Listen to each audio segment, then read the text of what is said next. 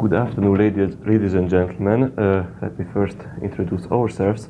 We are from Hungary, from Budapest, and we both working in the Technical University of Budapest, teaching architect students. And a few weeks before, we established and we are leading a postgraduate fire safety engineering course.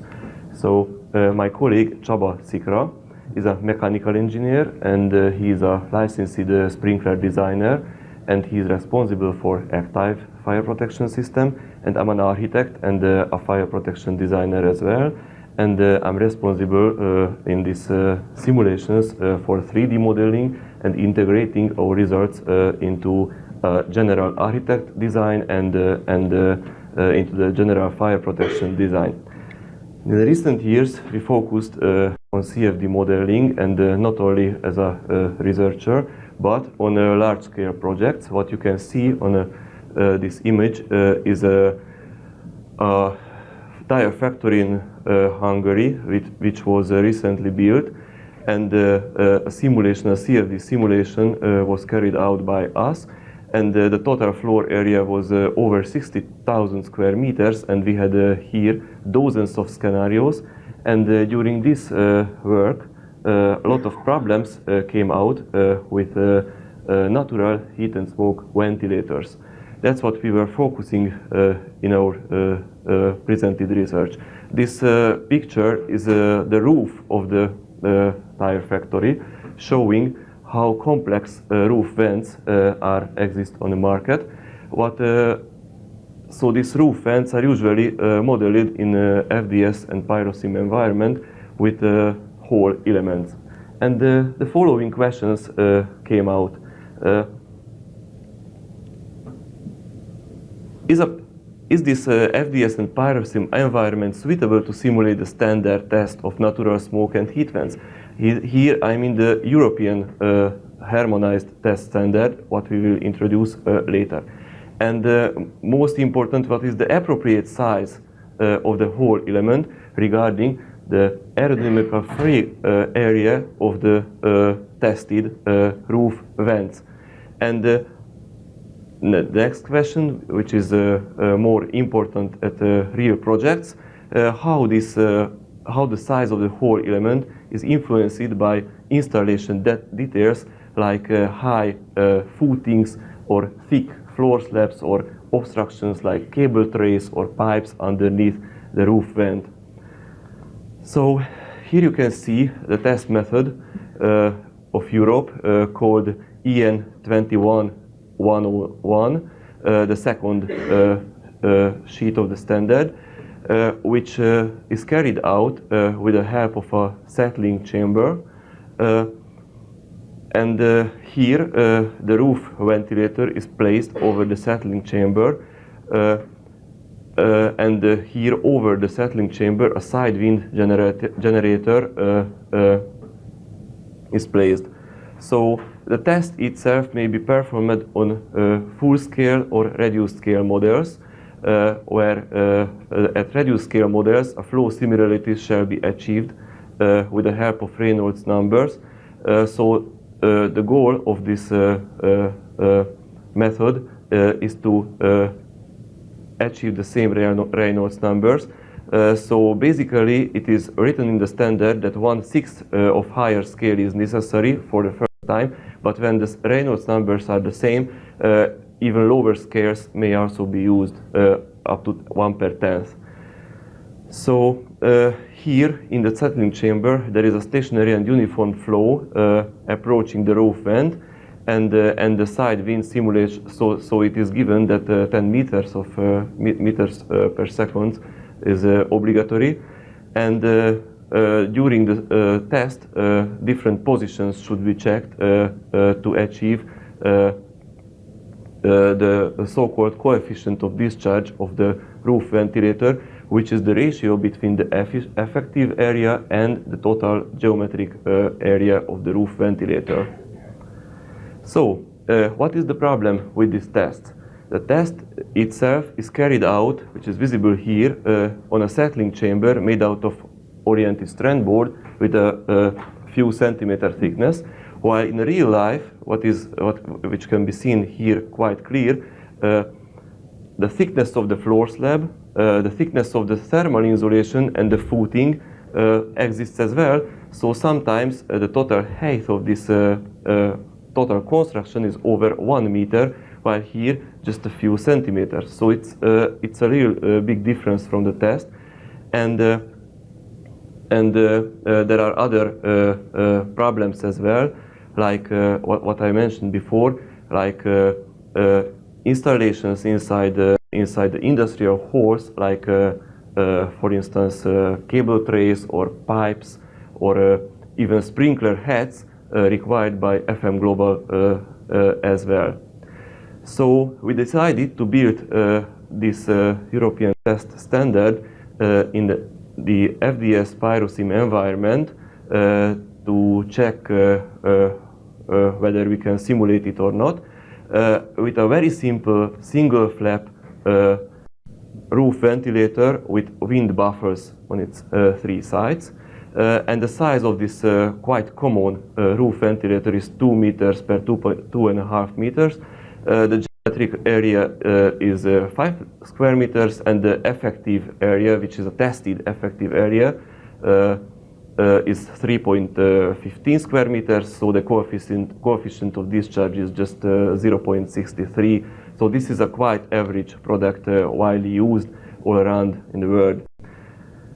So the grids, what we were used in our simulation is basically 5 centimeter, because this is quite fine. There are fine elements of this roof ventilator, but of course we tried, we carried out tests with different grids as well.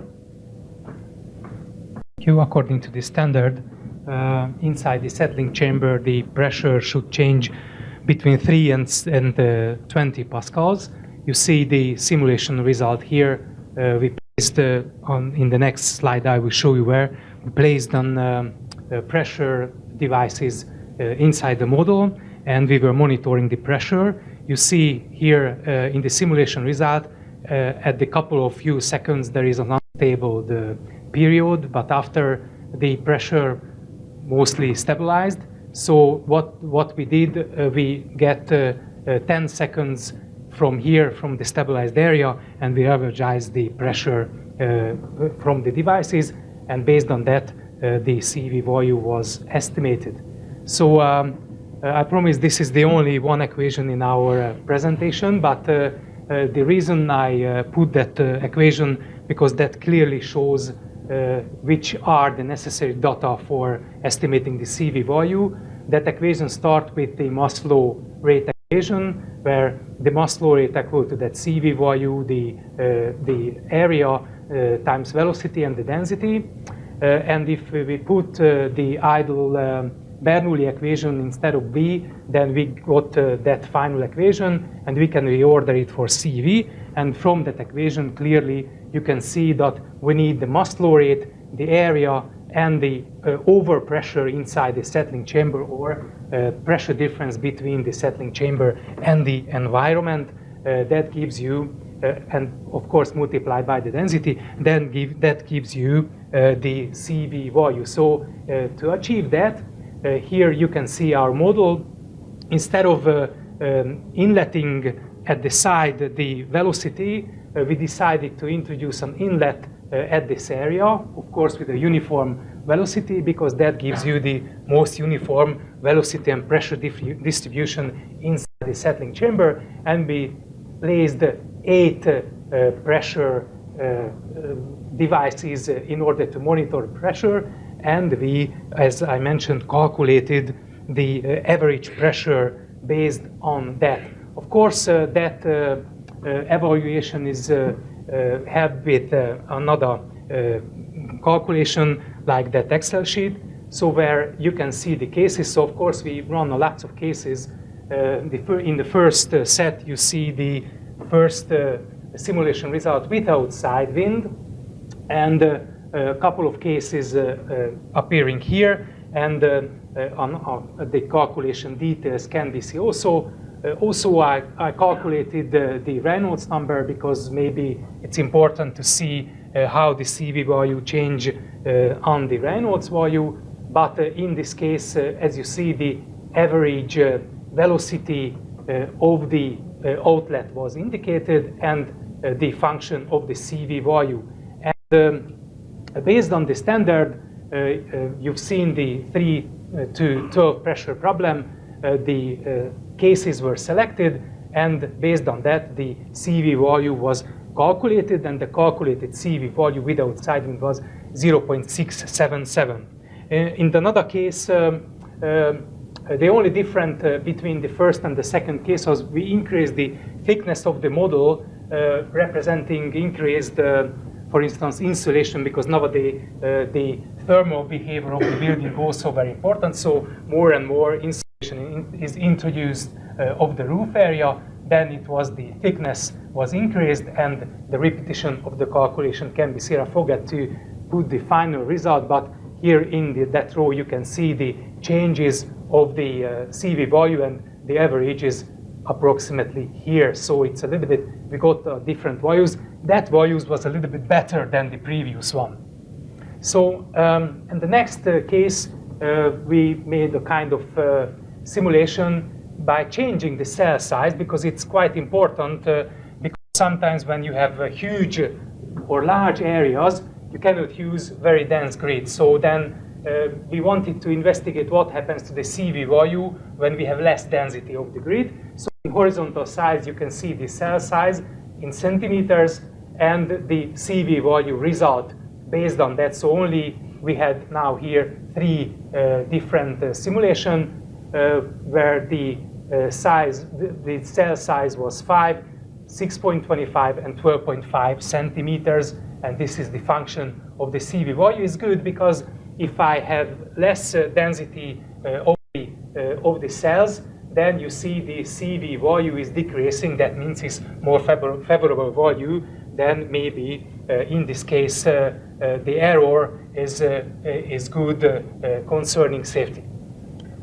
So in the next simulation, we tried to simulate the sidewind problem. So we had 2 options. One option to turn the model, which we find quite difficult. So the second, what we find was we introduce a tangential inlet to the model, and in 2 sides, if we introduce a tangential velocity, then we can change the angle of the wind. So that was the final result. And yes, and you see here, for instance, the velocity vectors. So here you can see the uniform velocity comes upward. Then this is the side wind, and the quite complex vortex developing here, and that simulation was repeated from different sizes, and the worst case were selected.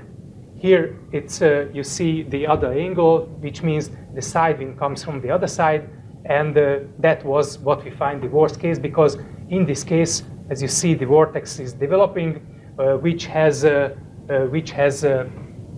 vegetative pressure, so that gives you the less CV value in our cases. So how you can get the CV value out of it? According to the standard, we have to make that graph where the overpressure of the settling chamber divided by dynamic pressure of the wind speed, and by making that graph, we have had to interpolate the value at 0.082. That's exactly what the standard says, and that gives you the CV value, and that CV value was 0.22 in this simulation case.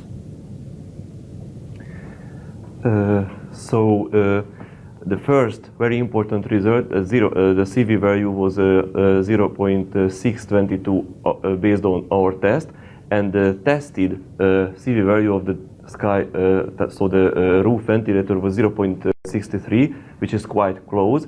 So it may be stated that the simulation is very accurate. So we can establish that the CFD technique is very laborsome with respect to define the CV value. So this might be obvious for you, but let's go to our other results, why we did this and how we can use this method. first of all, what I previously mentioned, to determine the whole element used in the simulation model, because previously it was requested from the authorities in Hungary to put the whole element with a CV value, so a reduced whole element. But based on this research, we can state that the whole element can be the geometric surface, can follow the geometric surface of the roof ventilator, but we have to simulate the friction, so the frictional losses. So therefore, here in this model, there is a frame which has the same height as the total height of the roof slab, the thermal insulation, and the footing of the dome. So in this case, we can achieve a very accurate result, and the so-called vena contracta phenomena will not be taken into consideration twice compared to our previous method. And further benefits. So we can use this method to carry out preliminary tests when developing new roof ventilators prior real laboratory tests. So, and we can validate the actual test results as well. So this is cheaper than to develop a roof ventilator with the help of a set of laboratory sets. Of course, at the end, a laboratory test should be carried out, but anyway, during the development, we can use this method. And more important, that we can establish the actual CV factor when we install the roof smoke and heat vents of known CV factor, but strongly different from the test conditions, like over thick floor slabs or over cavities, or with cable trays and pipes below, which is forbidden, of course, but sometimes it happens. Or what you can see here in these images, when sprinkler nozzles are obligated to put into the smoke ventilators with heat collecting plates. Of course, all these things can have a very severe effect on the CV factor of the dome. And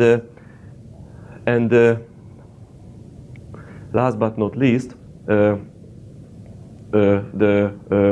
correct hole element size can be determined, especially such a cases when a defined and a tested CV value is not given by the manufacturer. So, ladies and gentlemen, thank you very much for your attention, and if you have any questions, don't hesitate.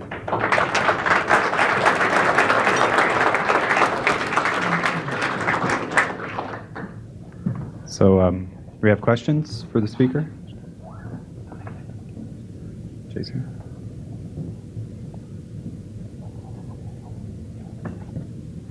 Just out of curiosity, you had the one plot where you showed the effective grid size on the CV value.